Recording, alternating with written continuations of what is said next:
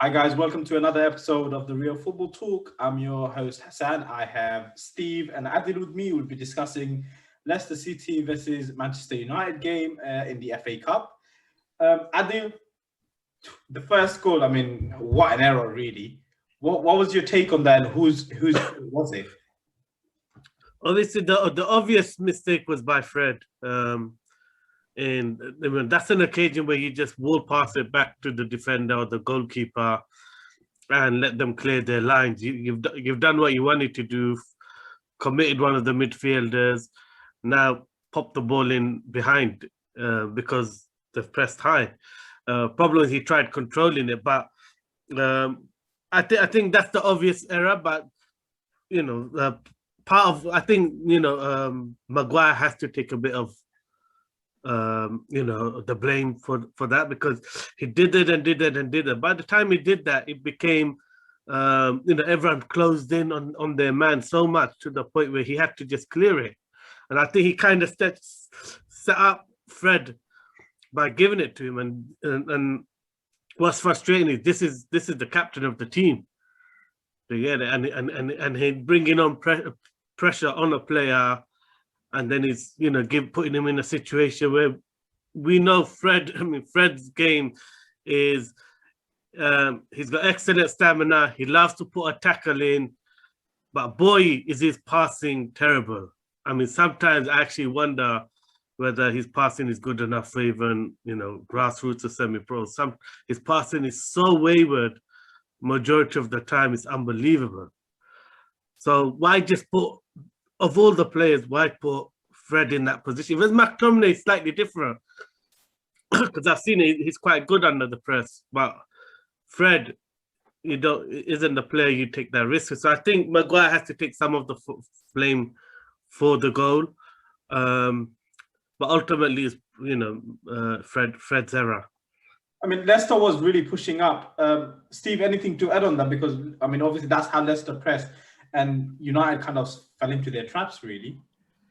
Yeah, exactly. And like Adil's right in terms of saying, I think both Maguire and Fred were to blame for that. But if you looked at the way that Leicester set up, certainly when Man United looked to play out, they were really brave. So as soon as they knew that Man United were looking to play out, they locked onto their players and they went man to man. And they didn't sort of go, right, well, I'm going to mark a space. It was like, right, that's my man, that's my man. And the passing options, they're really close to the back of. So it gave them the opportunity to go and put a much more effective press on. So in that situation, as Adil said, I think when Fred chose for the ball, you either wrap the ball into him a lot harder so that he has to then bounce it into the goalkeeper, or you just ignore that and go long because you think, right, well, the risk is too much.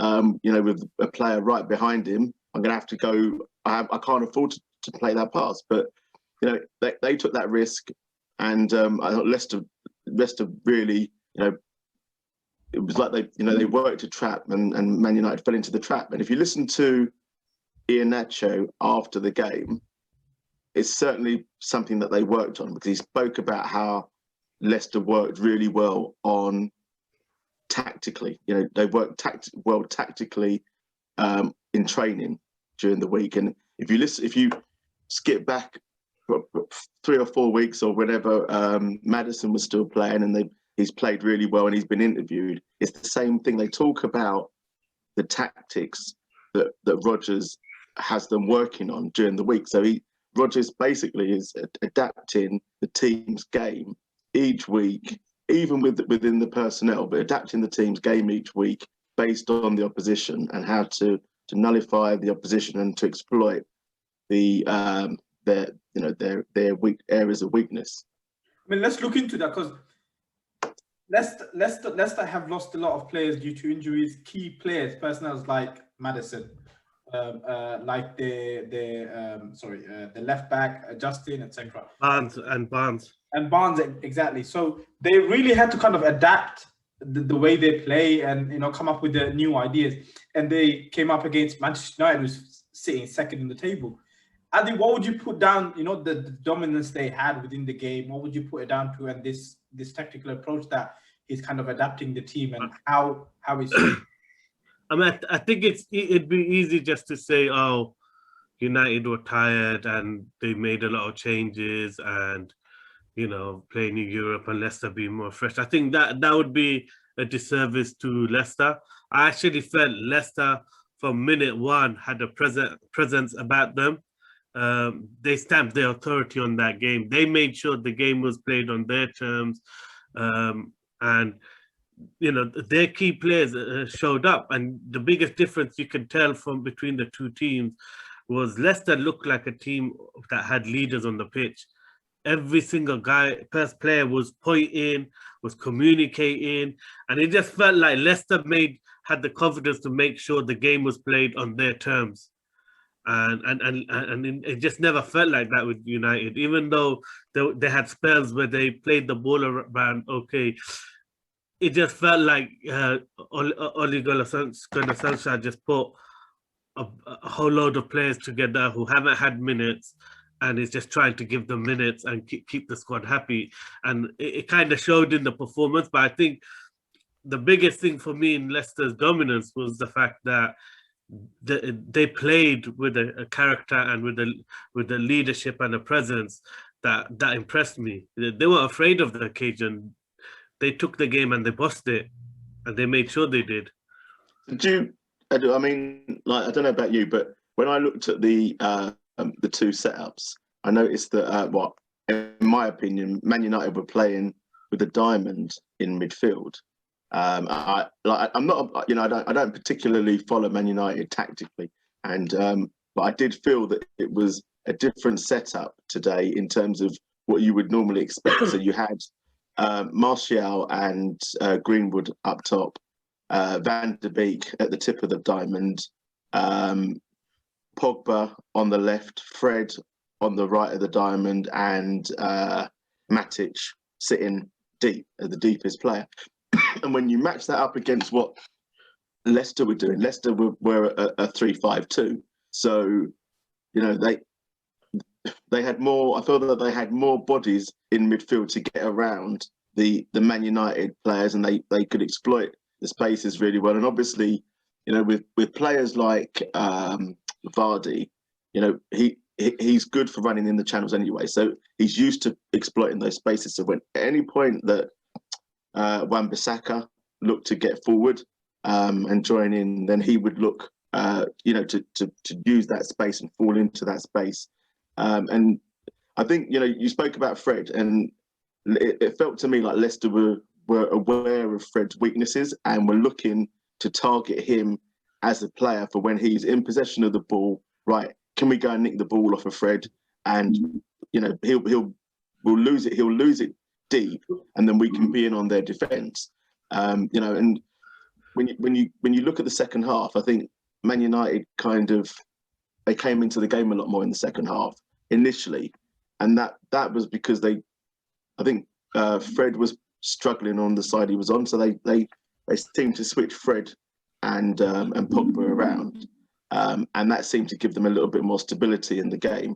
And then when the game probably was gone by then, but when they decided to actually bring on McTominay and go with two holding midfielders, so they went back to a 4-3-3 effectively, but with two holding midfielders and the three up top and the one in behind, and that gave them more of a foothold. So I think that Ole Gunnar Solskjaer, his setup for this game, I think, was wrong based on how Leicester had set up and to counteract the team shape that Leicester put in, and that's why they couldn't get a foothold in the game, and that's why Leicester dominated, I think. I mean,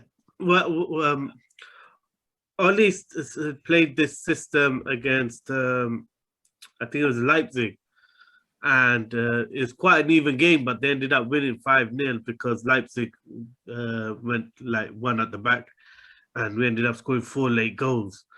And since then, Ole has tried it a few more times, the diamond system, and we've been totally outplayed every time we've played it. So I think it's something Ole Gunnar Solskjaer, you know, keeps reverting back to, and I think it's always when he's trying to fit players and fit a system around players rather than the players fitting around system. And clearly the 4-2-3-1 is a system that the players understand, and the consistency has been because we've vaguely stuck to the 4-2-3-1. I mean, there's been a few times we've gone to a wing back system, but we've kind of stuck to the principles of 4-2-3-1 in the sense of the setup still. Like instead of having one striker, they'll split two wide strikers just to compensate for the extra central defender. But the principles are still very similar. So I just think it's something that keeps coming up when Pogba is fit, and when he's trying to fit Pogba into the midfield against one of the bigger teams. He always reverts to this diamond, and it backfires. But you could put Pogba in that. He could have put Pogba in that team without having Van der Beek in the team, for example. So I think, in terms of what I see, certainly because I don't think Van der Beek has had enough time within that team to really put his mark on it. He didn't really make an impression. So I think Ole Gunnar Solskjaer's got he really had to, at this stage in that competition, has to really just bite the bullet and say, do you know what, this isn't the time just to give Van der Beek minutes, because he hasn't proved that he deserves to be starting, and obviously, again during the game he was withdrawn, and at that point in the game, Man United changed shape, and as I say, they kind of had more of the game. So why start with Van der Beek? Why not start with Pogba higher up at the tip of the diamond, or Fernandes at the tip of the diamond, and just go out and win the game. Win the game first, and then give players like Van der Beek minutes, rather than starting with Van der Beek and potentially throwing the game away. Just to add on that, sorry, I wanted to ask, adding on that, really, what is Van der Beek's best position? Because to Solskjaer, it seems like he plays the number 10. But in Ajax, he also played the box-to-box midfielder, deeper as well. So he can play those roles. So why does he need to just kind of accommodate him as well, go to the diamond system? The problem he has is he's still trying to convince Van der Beek that he's a big part of Ole's plans in the future. Because everything is revolved around Pogba. The problem is Pogba only has 1 year left. He's not signing a new contract. So they brought Van der Beek as already the replacement for Pogba, so that they can't get strong-armed in the market and be forced to pay over the odds for a player, or sell Pogba on the cheap. So everything with Van der Beek, the problem is he's not being given a run of games or a fair chances because Pogba is still a better player than Van der Beek. So you can't criticize Ole for prioritizing and giving more game time to Pogba. But Pogba comes back from an injury, he's straight away on the pitch. Van der Beek isn't. Against Milan, straight away Pogba comes on at halftime. Probably the hard luck for Van der Beek was he got injured exactly the same time as Pogba got injured, and then he was out exactly the same amount of time as Pogba. So the one chance he had to kind of cement and get a bit of confidence and get a bit of a regular run in the side, he ended up picking up an injury at the same time as the player he's kind of rivaling for position. So I just feel like Ole played Van der Beek today in the 10 just to keep him on song and just to prove to him that, look, you're still a big part of my plans for next year. So he's trying to convince him to give United another season, because obviously the Pogba situation hasn't been resolved. He hasn't signed a contract, so it hasn't been resolved yet. So one way or the other, I think United want to keep Van der Beek just in case Pogba does go in the summer. They've got someone in who can play that midfield box-to-box role. On Leicester, let's look at it. Steve, how good of an opportunity is this for them to potentially finish in the Champions League spot and also, potentially win the FA Cup? because I mean I think they got Southampton in the semi-final, they should hopefully be, and they'll probably end up playing either Man City or Chelsea, most likely Man City with the rate they're going at. This is a real chance for them to win a trophy. What do you think they can do it? It's going to be difficult, to be honest. I think the commentators and the pundits at the end of the game were quite right and said that like not many teams would look forward to playing Leicester in the form that they showed today. You know, that I thought they were superb today. The way they set up their attitude and the approach to the game, and like we did a review on Leicester in the past. It was Leicester the Arsenal game, if I remember rightly, and we spoke about Ndidi, and I said how going into the game I really rated him and his ability and his efforts, and in the Arsenal game he didn't show up. He was pretty poor, but today he was absolutely fantastic. His reading of the game is fantastic, and I think he's key to how they play. And he would be key if you're going to play against a team like Man City. He would be key to stopping Man City trying to play through. Now, obviously, they've got to get beyond Southampton in the semi-final. But you'd think, based on current form and the players that Leicester have at their disposal, that they should have too much for Southampton and should be looking to face either Man City or Chelsea in the final. And if Man City perform as they could do, I think they should take Chelsea apart and win that game. But Chelsea, Chelsea are a great side. They're in form at the moment as well. So there's no foregone conclusions, I would say. It could even be a Leicester-Chelsea final. But I slightly worry with Leicester that they may have to focus on one or the other. I'm not sure in terms of points whether they've secured enough points to certainly be certain of top four yet. If it becomes one or the other, then obviously they will focus on top four, I feel.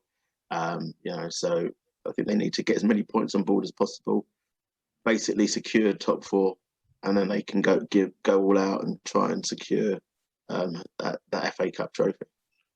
I think that's the positive for Leicester, is they've found a solution to the loss of Maddison and Barnes, in the sense that Iheanacho playing in the 10, his link up with Vardy has improved significantly, and I think that's a positive sign, and that's where Rodgers is really good at making adjustments to his team when they have a setback or they have personnel changes. That's why most of the time during the season, they still pick up points, even when they're not full strength, because of the slight adjustments that Rodgers makes, the tactical tweaks.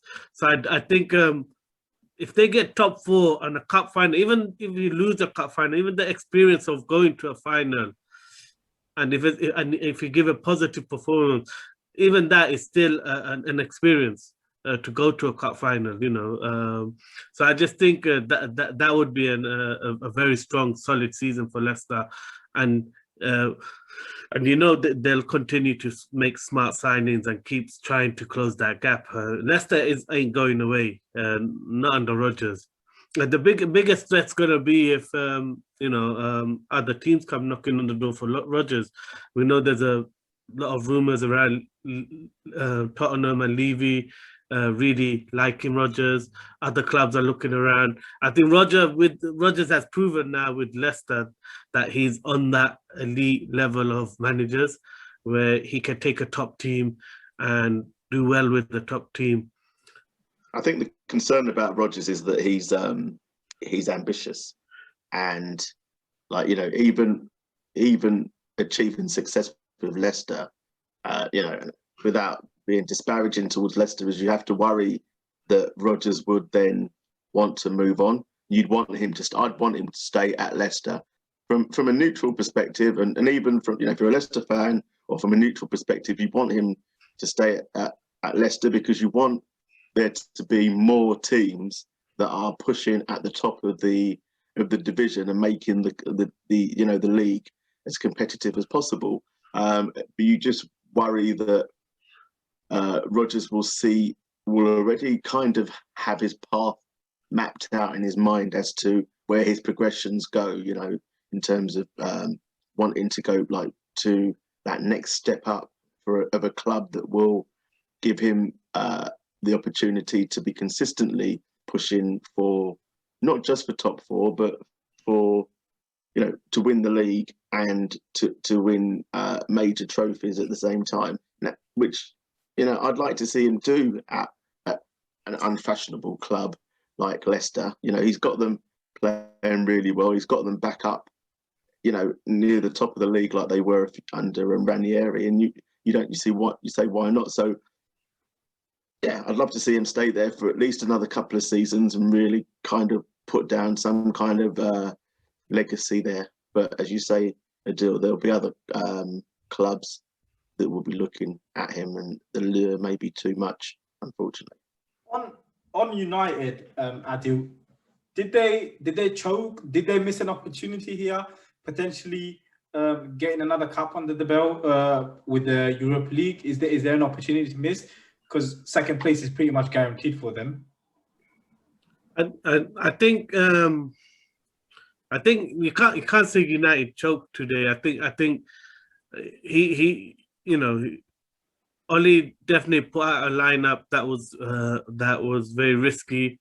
It showed in the performance because you're ultimately playing.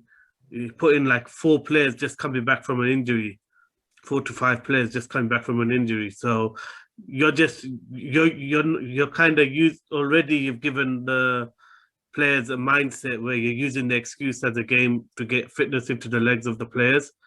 And I thought it was just too much. If he had put 1 or 2 of them in, I could understand it. But to put 4 of them in, who none of them have played 90 minutes for best part of a month, was too much of an ask. So I think it's hard to say whether they choked, but it's definitely wasn't the priority. You can tell the top 4 and Europa League is where Manchester United are prioritizing, and that showed in the way they chose the lineup today. So, I mean, the question mark is a valid question. I mean, it's going to stay there until Oli manages to get the United into a final, because I think this one is the first quarterfinal, but he's made a lot of semi-finals. So a lot of question marks. I think if they don't make the final in the Europa League, you can definitely question whether United are choking under his leadership. This is what I mean. It was a huge opportunity to get the team into a semi-final, potentially into a final, and you know, he could have potentially been in the final for the FA Cup and also the Europa League, which would have been a great achievement with finishing number 2. So yeah, thank you both for your input today. Fantastic win by Leicester going through to the semi-final. So thank you both for coming to the show, and see you soon. Yeah.